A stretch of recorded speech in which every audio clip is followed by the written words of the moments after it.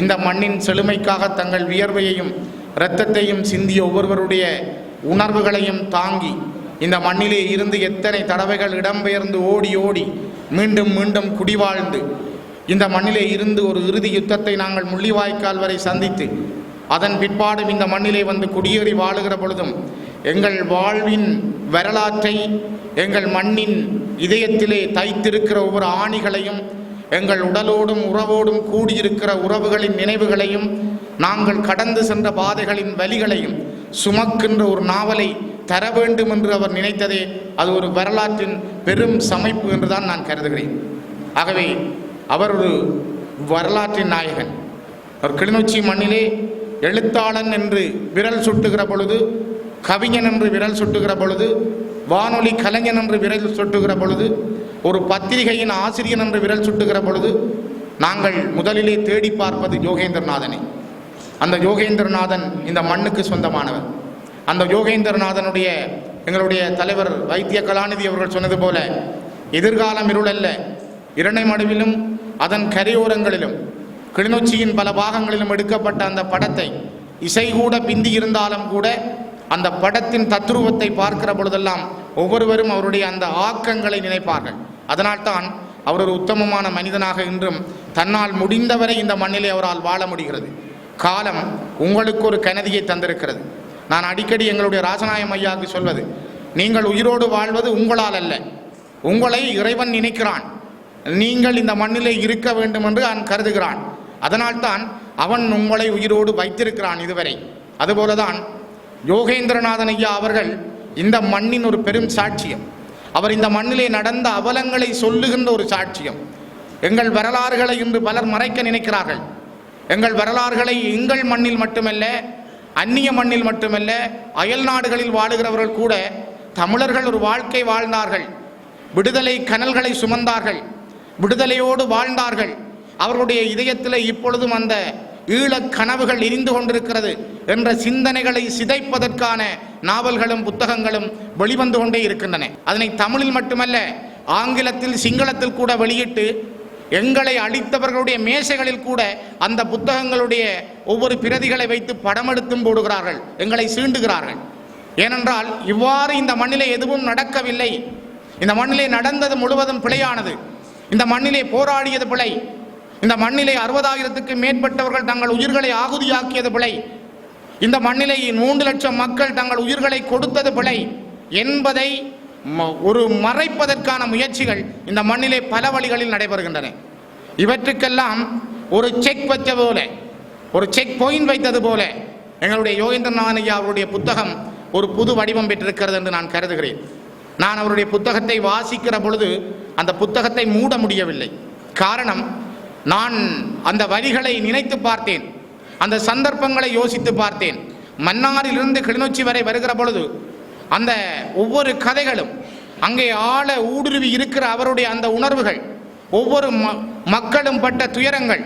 ஒருவர் சொல்லுகிறார், நான் 80களிலே சிங்கள வன்முறைகளால் மலைநாட்டிலிருந்து நான் துரத்தப்பட்டேன், பூவரசங்குளத்திலே நான் குடியேறினேன், என்னை அங்கிருந்து கலைத்தார்கள், என்னுடைய அண்ணனை இழந்தேன், நான் வந்து மடுக்கந்தையில் இருந்தேன், நான் மன்னாரிலே வந்து குடியேறினேன், நான் இறுதியில் கிளிநொச்சியில் வந்தேன், என்னுடைய அப்பாவை இழந்தேன், நான் கிளிநொச்சியிலிருந்து ஓடுகிற பொழுது முள்ளிவாய்க்காலில் என் சகோதரத்தை இழந்தேன், என் வாழ்விலே நான் ஓடிக்கொண்டே இருக்கிறேன் என்கிற ஒரு மலையகத்திலே இருந்து வந்த ஒரு சகோதரனுடைய அந்த உணர்வுகளை மிக துல்லியமாக பதிவு செய்திருந்தார். இது ஒரு நாவல் அல்ல, இது ஒரு கதை அல்ல, இது எங்கள் வாழ்வின் சரித்திரம், இது எங்கள் இனத்தினுடைய ஆணிவேர், இது எங்கள் இனத்தினுடைய கதை, எங்கள் இனத்தினுடைய வாழ்வு. இது எங்கள் இழந்து போன ஒவ்வொரு குழந்தைகளுடைய வரலாற்றின் ஒவ்வொரு ஆவணம் என்பதை நாங்கள் ஒவ்வொருவரும் புரிந்து கொள்ள வேண்டும். மதவெறியர்களால் அளிக்கப்பட்ட மலாலாவுக்காக உலகம் பேசுகிறது, நோபல் பரிசு கொடுக்கிறார்கள், உலகத்திலே விருதுகள் வழங்குகிறார்கள். எங்கள் கண்களுக்கு முன்னால் சாப்பிடுவதற்கு பிஸ்கட் கொடுத்து கொல்லப்பட்ட பாலச்சந்திரனை பற்றி உலகம் பேச மறுக்கிறது. எங்கள் கண்களுக்கு முன்னால் எங்கள் சகோதரி இசைப்பிரியாவை இழுத்து சென்று காடையர்கள் தின்றதை உலகம் பேச மறுக்கிறது. இதுதான் உலகம், இதுதான் ஜனநாயகம், இதுதான் உலகத்திலே பேசப்படுகின்ற கருப்பொருட்கள். இவற்றை சொல்வதற்கு எங்களிடம் யார் இருக்கிறார்கள்? இவற்றை பேசுவதற்கு எங்களிடம் யார் இருக்கிறார்கள்? ஐயா யோகேந்திரநாதன் போல், தம்பி தீபச்செல்வன் போல், இந்த மண்ணிலே ஒவ்வொருவர் எழுந்து வர வேண்டும். வரலாற்றை நீங்கள் எழுத வேண்டும். இறைவன் உங்களுக்கு உயிரை தந்திருக்கிறான் இந்த நிமிடம் வரை. ஏனென்றால் எழுதுங்கள், எங்கள் தேசம் பற்றி எழுதுங்கள், இந்த தேசிய இனம் பற்றி எழுதுங்கள், எங்கள் தேசத்திலே இழந்து போன எங்கள் குருத்துக்களை பற்றி எழுதுங்கள், எங்கள் தேசத்திலே அழிக்கப்பட்ட எங்களுடைய மக்களை பற்றி எழுதுங்கள். நாங்கள் ஒரு 30 ஆண்டுகள் ஒரு வரலாற்று யுத்தத்துக்குள், ஒரு விடுதலை பாதைக்குள் பயணித்தவர்கள் என்பதை நீங்கள் எழுதுங்கள் என்று இறைவன் உங்களுக்கு ஒரு வரலாற்றை தந்திருக்கிறான். அதனால் ஐயா, நீங்கள் தொடருங்கள். உங்களுடைய தொடர்ச்சி ஒரு மிக முக்கியமானது. நாங்கள் தொடர்ந்தும் அளிக்கப்பட்டு கொண்டே இருக்கிறோம். சில வானொலிகள், சில அரச தொலைக்காட்சிகள், சில தனியார் தொலைக்காட்சிகள், சில ஊடகங்கள் எங்களுடைய போராளிகளையே நீங்கள் என்ன துப்பாக்கியோடு நின்றீர்கள் என்று அவர்களிடம் கேட்கிறார்கள். நீங்கள் எத்தனை பேரை கொலை செய்தீர்கள் என்று கேட்கிறார்கள். அவர்களே சொல்லுகிறார்கள், நாங்கள் 200 பேரை கொலை செய்தோம், என்னுடைய கணவன் இன்ன துப்பாக்கியோடு நின்றார் என்று மனைவி பேட்டி அளிக்கிறார். இவையெல்லாம் ஒரு சாதாரண விடயமாக நீங்கள் பார்க்காதீர்கள். ஒரு போர்க்குற்றம் என்று போன 13ஆம் தேதியில் இருந்து தொடங்கி இருக்கிற ஜெனீவாவினுடைய நிகழ்வுகள் எவ்வாறு உலகத்தில் இன்று பேசப்படுகிறது. ஜெனீவாவினுடைய இறுக்கங்கள் வருகிற பொழுது இந்த போராளிகள், இவர் இன்னதை சொன்னார், இவர் இன்ன துப்பாக்கியை வைத்திருந்தார், இவர் 200 பேரை கொலை செய்தார், இவரே சொல்லி இருக்கிறாரே, ஆகவே போர்க்குற்றம் புரிந்தவர்கள் யார் என்று அவர்கள் மீது குற்றம் சுமத்துவதற்காக தனியாரிடம் இருக்கிற தொலைக்காட்சிகளையும் அரச தொலைக்காட்சிகளையும் ஊடகங்களையும் அரசாங்கமும் புலனாய்வு நடவடிக்கைகளும் மிக கச்சிதமாக கையாளுகிறார்கள். அளிக்கப்பட்டவர்கள் நாங்கள், வலி சுமந்தவர்கள் நாங்கள். இந்த தேசத்தில் வலிகளோடும் விடுதலை உணர்வுகளோடும் தேசம் பற்றிய வாழ்வோடும் வாழ்ந்து கொண்டிருப்பவர்கள் நாங்கள். எங்கள் மீது யார் யுத்தம் புரிந்தார்களோ, எங்கள் மீது யார் பொஸ்பரஸ் குண்டுகளை வீசினார்களோ, எங்கள் மீது யார் கொத்து குண்டுகளை வீசினார்களோ அவர்களே எங்களை வைத்துக்கொண்டு அவர்களே விசாரணை நடத்துகிறார்கள். அவர்களே எங்களை விசாரிக்க போகிறார்கள். அவர்கள்தான் எங்களுக்கு விடை தரப் போகிறார்கள். அவர்கள்தான் எங்களுக்கு தீர்ப்பு சொல்ல போகிறார்கள். கொலை செய்தவன் தீர்ப்பளிக்க முடியுமா? எங்கள் மீது இனப்படுகொலை புரிந்தவன் எங்களுக்கு தீர்ப்பை தர முடியுமா? எங்களை அழித்தவன் தீர்ப்பை சொல்ல முடியுமா? இதுதான் ஜனநாயகம். ஆகவேதான் நாங்கள் கேட்பது, எங்களுக்கு ஒரு ஜனநாயகம் என்றால், ஒரு நீதி விசாரணை என்றால், இனப்படுகொலை செய்யப்பட்ட நாங்கள், இந்த மண்ணிலே அழிக்கப்பட்ட நாங்கள், நாங்கள் வலியோடு வாழுகிற காணாமல் போன ஒவ்வொரு குடும்பத்தின் உறவுகள், இன்றும் சிறையிலே வாடுகிற எங்களுடைய உறவுகள், இவர்களுக்கு நீதி கிடைக்க வேண்டுமானால் அது ஒரு சர்வதேச ரீதியாக, சர்வதேசத்தின் நேரடி மேற்பார்வையில் நடக்கிறதாக அமைய வேண்டும். எல்எல்ஆர்சி கிடப்பிலே போட்டாச்சு. ஆகவே எது எங்களுக்கு கிடைக்கும்? இந்த மண்களிலே இந்த வரலாறுகளை சுமந்த இந்த நிகழ்வுக்கு தலைமை தாங்க கூட மிக பொருத்தமாக ஐயா தேடி எடுத்திருக்கிறார் டாக்டர் சத்தியமூர்த்தி அவர்கள். இந்த மண்ணிலே பிறந்து வளர்ந்து, இந்த மண்ணிலே வாழ்ந்து, இந்த மண்ணிலேயே படித்து ஒரு வைத்திய கலாநிதியாக இவ்வளவு குண்டுகளுக்கு மத்தியிலும், இவ்வளவு யுத்த அனர்த்தங்களுக்கு மத்தியிலும் முள்ளிவாய்க்கால் வரை சென்று அந்த மக்களோடு வாழ்ந்து பணி செய்து புறப்பட்ட ஒரு மனிதனுக்கு உலகம், யுனெஸ்கோ அவரை மதித்து உலகத்திலே ஒரு விருது வழங்கியது. அதிலும் தமிழர்களுக்கு ஒரு விருதை வழங்கியதென்றால் அது வரலாற்றில் எங்களுடைய டாக்டர் சத்தியமூர்த்தி அவர்களுக்கு. அப்படியான ஒருவரை, அப்படி ஒருவர் இந்த இடத்திலே தலைமை தாங்குகிறார் என்றால் இதுதான் நாங்கள் வரலாற்றிலே கண்டிருக்கிற எங்களுடைய அடையாளத்தினுடைய ஒரு மரபு. அது சரியான தெரிவு. அந்த அடையாள மரபுகளை சுமந்தவர்களைத்தான் இந்த மேடையிலே பார்க்கிறோம். எங்களுடைய கல்வி அமைச்சர் குரூரராஜா, அல்லது இந்த மண்ணோடு சேர்ந்து பயணித்த எங்களுடைய யோகேந்திரநாதன் ஐயா, இந்த மண்டபத்தில் இருக்கிற நீங்கள் எல்லோருடைய இரத்தங்களிலும் வியர்வைகளிலும் உங்களுடைய உடம்பில் இருக்கிற ஒவ்வொரு துணுக்களும் இந்த மண்ணிலே நடந்த அவலங்களை ஒவ்வொரு கதையாக சொல்லும். அதனால்தான் நாங்கள் இந்த வாழ்வோடு போராடி கொண்டிருக்கிறோம். போராடுகின்ற இந்த வாழ்வின் ஒரு வடிவத்தை எழுத்தாக தந்திருக்கிற ஐயா, நீங்கள் நீடூழி வாழ வேண்டும். எங்களுடைய உங்களை போல வளருகின்ற பல்வேறு எழுத்தாளர்கள் இந்த மண்ணிலே இருக்கிறார்கள். அவர்களைப் போல நான் தம்பி தீபச்செல்வன் அவர்களையும் பல எழுத்துக்களை பார்த்திருக்கிறேன். அவருடைய பல எழுத்துக்களை வாசித்திருக்கிறேன். இவர்களுடைய எழுத்துக்கள் எல்லாம் மட்டுமல்ல, இன்னும் எத்தனையோ கலைஞர்கள், எழுத்தாளர்கள் இந்த மண்ணிலே இருக்கிறார்கள். யாருக்கும் எங்களை காட்டி கொடுக்கின்ற எழுத்து எங்களுக்கு தேவையில்லை. யாருடைய எங்கள் தேசத்தை, எங்கள் மக்களை மாற்றி கொடுக்கின்ற எழுத்து எங்களுக்கு தேவையில்லை. உண்மையை எழுதுங்கள், யதார்த்தத்தை எழுதுங்கள், எங்களுக்கு நடந்த வழிகளை எழுதுங்கள், எங்கள் வாழ்வின் ஒவ்வொரு அம்சங்களை எழுதுங்கள். அதுதான் எங்கள் வாழ்வுக்கான மாற்றமாக அமையும். நாங்கள் வாழ்வோம். நாங்கள் நிச்சயமாக இந்த மண்ணிலே மனிதர்களாக வாழ்வோம். நம்பிக்கை வையுங்கள். சத்தியம் தோற்காது ஒரு காலம். நாங்கள் போராடியதும் அர்ப்பணித்ததும் இந்த மண்ணில் அநியாயமானதல்ல. 60,000க்கு மேற்பட்ட போராளிகளுடைய கனவுகள், 3 லட்சம் மக்களுடைய அர்ப்பணித்த உயிர்கள், இது வீண்போகக்கூடியதல்ல. அப்படி என்றால் உலகம் என்ற ஒன்றே இருக்காமல் போகும். ஆகவே அதற்கான காலம் எடுக்கலாம். அந்த காலத்திற்கான பொறுமைகள் உங்களிடம் இருக்க வேண்டும். நாங்கள் இந்த மண்ணிலே ஒரு நேர்த்தியான நேர்மையான வாழ்வை அடைவதற்கான காலம் எங்களிடம் நெருங்கிக் கொண்டிருக்கிறது. அதை சரியாக ஒற்றுமையாக பலமாக நாங்கள் அடைய வேண்டுமானால் நாங்கள் எல்லோரும் ஒன்றாக ஒரு அணியாக ஒரு பலமாக நாங்கள் இருக்க வேண்டும். 10 தலைமைகளுக்கு கீழ் அல்ல, ஒரு தலைமைக்கு கீழ் ஒரு அணியாக இருங்கள். வாழ்வோம், நாங்கள் வெல்வோம். அந்த வாழ்வும் வெற்றியில் தான் எங்களுடைய யோகேந்திரநாத் ஐயா போன்றவர்கள், இறைவன் அவர்களுக்கு இன்னும் பல ஆண்டுகள் வாழ்வு கொடுத்து இந்த மண்ணின் நடந்த உண்மைகளை வெளியிலே கொண்டு வர அவர் ஒரு வரலாற்றின் நாயகனாக தொடர்ந்து எழுத வேண்டும். நீங்கள் வாழ வேண்டும் என்று உங்களை வாழ்த்தி இந்த அருமையான சந்தர்ப்பத்திலே எனக்கும் ஒரு வாய்ப்பு தந்து உங்களோடு சில வார்த்தைகளை பகிர்ந்து கொள்ள அனுமதித்த எங்கள் தலைமைக்கும் நன்றி கூறி விடைபெறுகிறேன். மிக்க நன்றி. அந்த பிரயாணத்தின் போது இதை படித்தேன். எங்கு படித்தேன்? மன்னாருக்கு போகிற வழியிலே நீங்கள் எழுதியவற்றின் பல பாகங்களையும் கொண்ட தெருவிலே நான் இதை படித்து சென்றேன். இப்போது பல சுவையான நிகழ்ச்சிகளை படிக்கக்கூடியதாக இருந்தது. இங்கு இளைஞர்கள் வரவில்லை, யுவதிகளையும் காணவில்லை. ஒரு சிலர் மட்டும் இந்த சிற்றுண்டிகளை பரிமாறுகிறார்கள். அவர்கள்தான் இதை படிக்க வேண்டும். ஏனெனில் வட்டார வழக்கு சொற்கள் இதிலே நிறைந்து காணப்படுகின்றன. இவர்கள் எழுதின அந்த கதைகளிலே அந்த சொற்களை எங்களுடைய சாதாரண வாழ்க்கையிலும் நாங்கள் கதைப்பதில்லை. ஒரு மரத்தடியிலே குந்தி இருந்து நாங்கள் தேநீர் குடிப்பதில்லை. முந்தின காலத்தில் குந்தி இருந்து சிரட்டையை குடித்திருப்போம். இப்போது சிரட்டையும் விட்டுவிட்டோம், கஞ்சியையும் விட்டுவிட்டோம், குந்தியும் இருப்பதில்லை. அப்பொழுது அவர்கள் அங்கே பேசுகின்ற அந்த வட்டார பேச்சு மொழி சாதாரணமாக எங்களுடைய குடிமக்கள், எங்களுடைய முற்காலத்திலே எங்களுடைய மூதாதையர்கள் எவ்வாறாக பேசினார்கள், எவ்வாறாக பழகினார்கள் என்பதையெல்லாம் அதிலே வரிசையாக நாங்கள் பார்க்கக்கூடியதாக இருக்கிறது. போராட்ட காலங்களிலே நாங்கள் பயன்படுத்திய சொல்லாட்சி, ஷெல் அடி கேட்க, குண்டு பொழியேக, என்ன மாதிரி ஒப்பாரி வச்சது, என்ன மாதிரி நாங்கள் செய்தியை மற்றவருக்கு சொன்னோம், என்ன மாதிரி கூக்குரலிட்டு ஓடினோம் என்றதெல்லாம் இப்பொழுது மறந்துவிட்டோம். இதை நீங்கள் படித்தால்தான் அதை சற்று நீங்கள் தட்டி கொள்ளலாம்.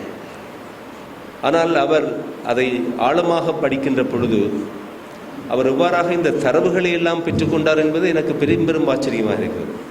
சாதாரணமாக ஒருவர் அப்படி ஒன்று எழுத வேண்டுமென்றால் அந்த இடத்திற்கு அவர் சென்று பொன்னியின் செல்வன் எழுதுகின்ற பொழுது இருக்கிறார். கொஞ்ச நெஞ்சமல்ல, அவர் நிறைய புஸ்தகங்களை எல்லாம் படித்துத்தான் அதை எழுதியிருக்கிறார். இலங்கையின் வரலாற்று சிறப்புமிக்க ஒரு பெரும் நாவல்.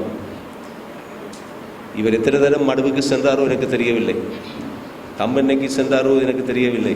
ஆனால் அங்கே அந்த வாசிக்கின்ற பொழுது அந்த இடமெல்லாம் நீங்கள் ஊடுருவி வருவது போல ஒரு பிரமை உங்கள் மத்தியிலே அது ஏற்படுத்தும். ஒப்பிட்டு பார்த்திருக்கிறார். ஒரு இடத்திலே சீன மதில் சிவரை பற்றி போட்டிருக்கிறார்கள். எனவே ஒரு பெரிய எழுத்தாளனுக்கு வேண்டிய சகல அம்சங்களையும் கொண்டிருந்தவர். இதை பற்றி இங்கே 2 பேர் பேசியிருக்கிறார்கள். நான் பேசிவிட்டேன் என்று குறை என்னவென்றால் உங்களுக்கு இன்னும் அதிலும் பார்க்க ரொம்ப இருக்குது பேசுவதற்கு. ஆனால் நான் ஒரு குறிப்பை மட்டும் நிச்சயமாக உங்களுடன் பகிர்ந்து கொள்ள வேண்டும். அதற்காகத்தான் இந்த புஸ்தகத்தை எங்கள் மண்ணிலே உள்ள அத்தனை பேருமே வாசிக்க வேண்டும் என்று நான் விரும்புகின்றேன். அண்மையிலே முள்ளிவாய்க்கால் நினைவேந்தல் செய்தோம். உங்களிலே எத்தனை பேர் வந்திருந்தீர்கள்? யாழ்ப்பாணத்திலிருந்து எத்தனை பேர் வந்திருந்தார்கள்? மன்னாரிலிருந்து, வவுனியாவிலிருந்து, தம்பனையிலிருந்து, முழங்காவிலிருந்து, சாவச்சேரியிலிருந்து நாங்கள் பெரும்பாலான மக்கள் வருவார்கள் என்று தான் எண்ணினோம். பேருந்துகளை எல்லாம் ஒழுங்கு பண்ண வேண்டும் என்று சொன்னார்கள். நாங்கள் சொன்னோம், இல்லை வேண்டாம், மக்கள் உணர்ந்து வருவார்கள், கண்டிப்பாக வருவார்கள் என்று தான் நம்பினோம்.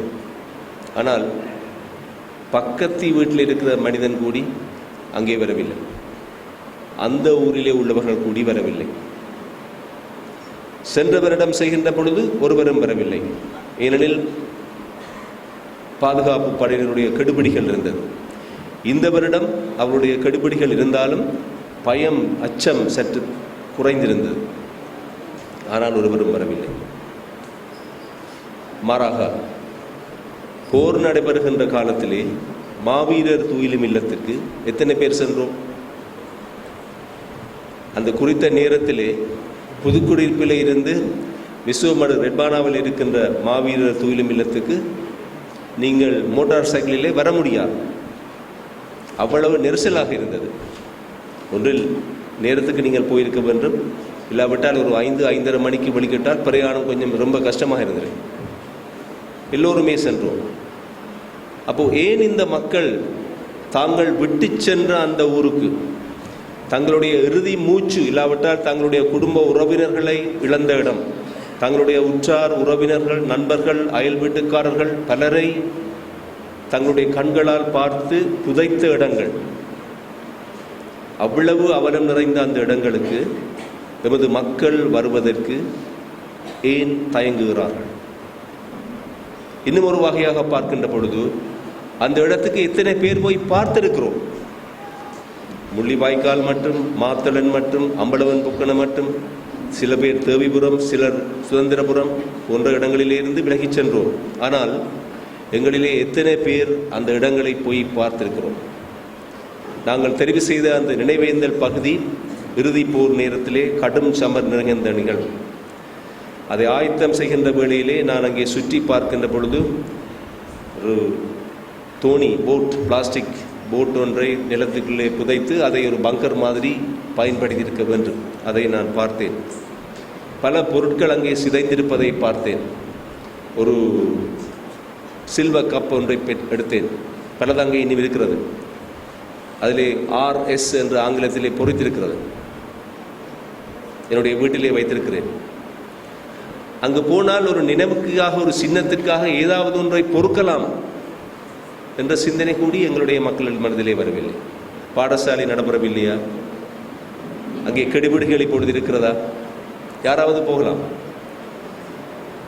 இந்த பயத்தை நீக்குவதற்காகவே இவருடைய இந்த நீந்தி கடந்த நெருப்பாறு என்றதை படிக்க வேண்டும் என்று விரும்புகிறேன். அதற்காகத்தான் அவர் எழுதினார் போல் எனக்கு தோன்றுகிறது. இதை படிக்கிறவர்கள் என்னுடைய உறவினர்கள், என்னுடன் சேர்ந்து வாழ்ந்தவர்களுடைய இறுதி மூச்சை நான் பார்க்க வேண்டும். அதிலே ஒரு மண் பிடியொன்றை நான் அள்ளி என்னுடைய வீட்டிலே நான் வைக்க வேண்டும் என்று சில வேளையிலே விரும்பக்கூடும். எனவேதான் பெரியவர் அவர்கள் ஒரு பெரிய காப்பியத்தை எங்களுக்கு தந்திருக்கிறார்கள். கௌரவ பாராளுமன்ற உறுப்பினர் அவர்கள் சொல்லுகின்ற பொழுது ஒரு வரலாற்று சிற்பியாக இவரை சித்தரித்தார். ஒரு தமிழனின் வரலாற்று சிற்பியாகவே இவர் சித்தரிக்கப்பட வேண்டும். சில வேளைகளிலே தாய்மொழியாக காதிலே கேட்ட செய்திகளின் மூலமாகவும் சிறு பிள்ளைகளிலே இருக்கின்ற பொழுது சங்கிலிகளுடைய கதைகளை சொல்வதன் பொறுத்த நாங்கள் பார்த்து அதை பேசுகிறோம் ஒழியார். இவ்வாறான நூல்களில் கூட நாங்கள் அதை பெரிதாக படித்துக் கொள்ளவில்லை. எனவேதான் யுகேந்திரநாதன் அவர்கள் எங்களுக்கு ஒரு மாபெரும் காப்பியத்தை தந்திருக்கிறார்கள். அதனுடைய உள்ளடக்கத்திலே உள்ள பாத்திரங்கள், எண்ண முடியாத பாத்திரங்களை அவர் அப்படியே கவிட்டு கொட்டியிருக்கிறார். அவர் ஒவ்வொருடைய செயல்களையும் அங்கே தந்திருக்கிறார்கள். இவர் ஏன் இந்த பெயரை வைத்தார்? முதலமைச்சர் அவர்கள் அருமையான ஒரு பேச்சை எழுதியிருக்கிறார்கள். அப்பொழுது நீங்கள் பலதை கண்டுபிடிக்கலாம். இந்த நீந்தி கடந்த நெருப்பாறு என்ற பெயர் ஏன் வந்தது? நான் முதல் அதை பார்த்த பொழுது என்னுடைய மனதிலே வந்தது நந்திக்கடல் தான். இறுதி நாட்களிலே நாங்கள் அந்த நந்தி கடலை கடந்து தான் வந்தோம். நாங்கள் வவுனியா சென்று விட்டோம். கடந்து வந்தவர்கள் அங்கே வந்தார்கள். அவருடைய சோக கதைகளை நாங்கள் கேட்டோம். ஒவ்வொருவரும் கடந்த விதங்களை சொன்னார்கள். நெருப்புக்குள்ளே கடந்தது போல வந்தார்கள்.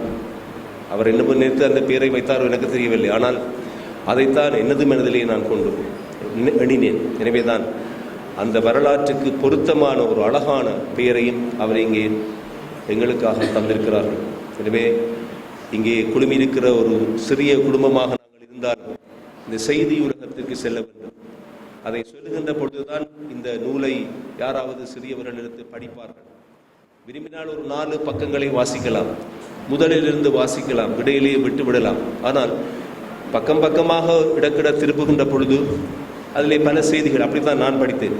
தொடக்கத்திலிருந்து முடியும் வரை படிக்கவில்லை, நேரம் கிடைக்காதபடினால் இடக்கிடையே சில பக்கங்களை படித்தேன். அது சுவையாகவே இருந்தது. எனவே இந்த நல்ல நாளிலே இந்த நீந்தி கடந்த நெருப்பாறு என்ற நூல் என்று வெளியிட்டு வைக்கிறதை ஏற்று பெரும் மகிழ்வடைகின்றேன். யோகேந்திரநாதன் அவர்கள் எங்களுடன் தொடர்ந்து வாழ வேண்டும். பாகம் 3 வரை அவர் அதை எழுதி முடிக்க வேண்டும். அவருக்கான உதவிகளை நாங்கள் அனைவரும் செய்வோம் என கூறி அவருக்கு எனது மனமார்ந்த பாராட்டை கூறி எனது சிற்றுரையை இத்துடன் நிறைவு செய்து இப்பொழுது மாண்புமிகு விக்னேதம் அதிதி அவர்களுடைய உரையை உங்களுக்கு சமர்ப்பிக்கிறேன். இன்றைய இந்த நிகழ்வின் தலைவரும் யாழ் போதனா வைத்தியசாலை பணிப்பாளருமாகிய மருத்துவ கலாநிதி திரு சத்தியமூர்த்தி அவர்களே, கௌரவ அமைச்சர்களே, கௌரவ பாராளுமன்ற உறுப்பினர்களே, கௌரவ வடக்கு மாகாண சபை உறுப்பினர்களே, இந்நூலின் ஆய்வுரையை மேற்கொள்வதற்காக இங்கே வருகை தந்திருக்கும் திரு சுந்தரலிங்கம் ரோகேஸ்வரன், திரு அருணாசலம் சத்யானந்தன் அவர்களே, மற்றும் இங்கே கூடியிருக்கும் எனதினிய சகோதர சகோதரிகளே, குழந்தைகளே, இந்த நிகழ்வில் பங்கு பெற்றுவதை ஆவலுடன் எதிர்பார்த்திருந்தேன். ஆனால் திடீர் சுகவீனம் என்னை கட்டிலில் படுக்க வைத்து விட்டது. மிக்க கஷ்டத்துடன் தான் இன்று காலை அதிமேதகு ஜனாதிபதியின் நிகழ்வில் கலந்து கொண்டேன். என் பேச்சை ஏற்கனவே எழுதி வைத்திருந்ததால் கௌரவ கல்வி அமைச்சரை கொண்டு அதை வாசிக்க செய்கிறேன். வராமைக்கு வருந்துகிறேன். நீந்தி கடந்த நெருப்பாறு என்ற இந்த நூல் யதார்த்த பூர்வமாக போராட்டத்தை ஏற்றுக்கொண்ட மக்களின் உணர்வலைகளையும், விடுதலை போராட்டத்தின் பக்கம் இருக்கக்கூடிய நியாயங்கள், மக்களின் பண்பு, இடப்பெயர் அவலங்கள், போராட்டத்தின் விளைவாக ஏற்பட்ட துன்பங்கள், இவை அனைத்தையும் சித்தரிக்கின்றது. சாதாரண மானுட வாழ்வில் ஏற்படக்கூடிய அன்பு, பாசம், காதல் என்ற பல விடயங்களையும் உண்மை சம்பவங்களுடனும் கிராமிய வாழ்க்கை முறைகளில் காணப்படக்கூடிய சிறப்பியல்புகளையும் தொகுத்து உருவாக்கப்பட்டுள்ளது. இந்நூலை வெளியிடுவதில் பெருமகிழ்வடைகின்றேன். மிக நீண்ட காலம் வானொலி துறையில் பணியாற்றி ஒலிபரப்பு துறையில் சிறப்பு தேர்ச்சி பெற்றவரும், வானொலி பிரதி எழுதுதல், வானொலி நிகழ்ச்சிகள் தயாரித்தல் என பல்வேறு அனுபவங்களை கொண்டவரும், சிறந்த சிறுகதை எழுத்தாளர், நாவல் ஆசிரியர், அரசியல் ஆய்வு கட்டுரையாளர் என பல்துறை தேர்ச்சி பெற்ற திரு நா. யோகேந்திரநாதன் நீந்தி கடந்த நெருப்பாறு என்ற இந்த நெருப்பாற்றில் இறங்கி தம்மையும் இதன் ஒரு அங்கமாக்கியது மட்டுமன்றி, போராட்ட வரலாற்றின் பல உண்மை சம்பவங்கள், போராட்ட செயற்பாடுகளினால் கலங்கி துடித்த மக்களின் குமுறல்களையும் அதனோடு இணைந்த இன்னும் பல செய்திகளையும் மிக அழகாக கோர்வை செய்து நாவலாக எமக்கு தந்திருப்பது போராட்ட வரலாற்றின் நேரான முகத்தை எமக்கு காட்டுவதாக அமைந்துள்ளது. நெருப்பாற்றினோடு மக்கள் நீந்தி கடந்ததை எடுத்து காட்டுகிறது. எந்த ஒரு படைப்பிற்கும் அதற்குரிய தனி அழகு ஒன்றிருக்கும். நூலை வெளிக்கொண்டு வந்திருக்கும் விதம், விடயம் சார்ந்த நுண்ணிய அறிவு, அதனை நடைமுறைப்படுத்த எடுக்கும் கடுமையான முயற்சி ஆகியவை அந்த படைப்பினை சிறப்புற நிறைவு செய்வதற்கு மூல காரணிகளாக அமைகின்றன.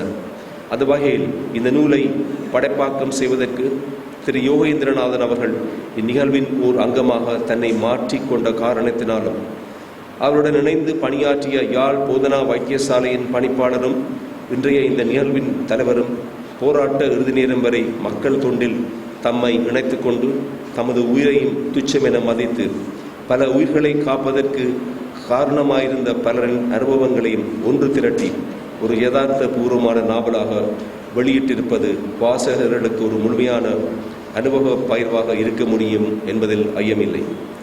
காலத்தின் தேவை அறிந்து உருவாக்கப்படும் இவ்வாறான படைப்புகள் எமது இளைஞர் யுவதிகளின் உணர்வலைகளையும், மக்கள் பால் அவர்கள் கொண்டிருந்த அதீத பாசம் பற்றுக்களையும், சுதந்திர காற்றை சுவாசிப்பதற்காக மேற்கொண்ட உச்ச முயற்சிகளையும் எமது எதிர்கால சந்ததிக்கு எடுத்துச் செல்லக்கூடிய பெருமதி வாய்ந்த ஆவணங்களாக அமைவன.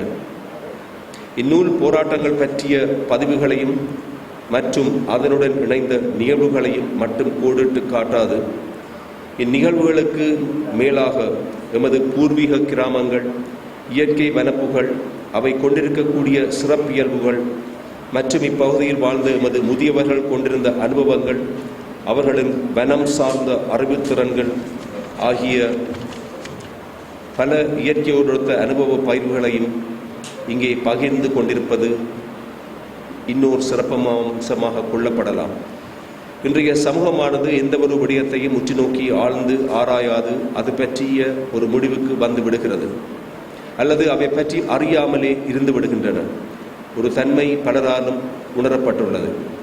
நாம் எவ்வளவுதான் கல்வி அறிவியல் வளர்ச்சி அடைந்தாலும் இந்த பின்னடைவான நிலையில் மாற்றம் பெற முடியாமல் சிக்கி தவிக்கும். இந்நூலின் ஆய்வுரையை வழங்குவதற்காக ஆசிரியர்கள் லோகேஸ்வரன் மற்றும் சத்யானந்தன் ஆகிய இருவருமே இங்கே வருகை தந்திருக்கின்றார்கள். அவர்கள் இப்புத்தகம் ஆரம்பம் தொட்டு இறுதி வரையான படைப்புகள் பற்றிய ஆய்வுரை நிகழ்த்துவார்கள். எனினும் நான் இப்புத்தகத்திலிருந்து வாசித்த பகுதிகளில் எனது மனதை தொட்ட சில விடயங்களை மட்டுமே இங்கே கோடிட்டு உங்களுடன் பகிர்ந்து கொள்கிறேன். ஒரு நூலை பார்த்த மாத்திரத்திலேயே அதை மிளிரச் செய்வதற்கு 2 முக்கிய அம்சங்களை எடுத்து கூறலாம். ஒன்று, அந்த நூலின் தலையங்கம். 2வது, அந்நூலின் அட்டை வடிவமைப்பு. இவை இரண்டும் அந்நூலின் உயர்வு பற்றி நம்முடைய தனியானதொரு கவர்ச்சியை கொண்டு வருவன. அந்த வகையில் இந்நூலுக்கு வழங்கப்பட்ட நீந்தி கடந்த நெருப்பாறு என்ற தலைப்பு மிக பொருத்தமானது. எடுத்தவுடனேயே அனைவரின் உள்ளத்தையும் தொடும் அளவிற்கு அமைந்துள்ளது. அட்டை வடிவமைப்பு மற்றும் அச்சடிக்கப்பட்ட காகிதங்கள் இந்நூலை மேலும் ஒரு படி மெருகூட்டுகின்றன.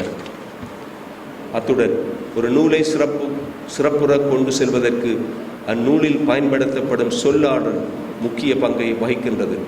நாம் சொல்ல வந்த கருத்துக்களை சொல் நயத்துடன், கருத்து புரள்வின்றியும் இலகு சொல் நடையுடன் எடுத்து கூறுவது நூலின் சிறப்பை உயர்த்துவதுடன் தாம் கூற வந்த கருத்தையும் முழுமையடைய செய்யும். அந்த வகையில் இந்நூலில் சிறந்த சொல்லாடல், சொல் நயம் ஆகியன மிகச் சிறப்பாக கையாளப்பட்டிருக்கின்றன.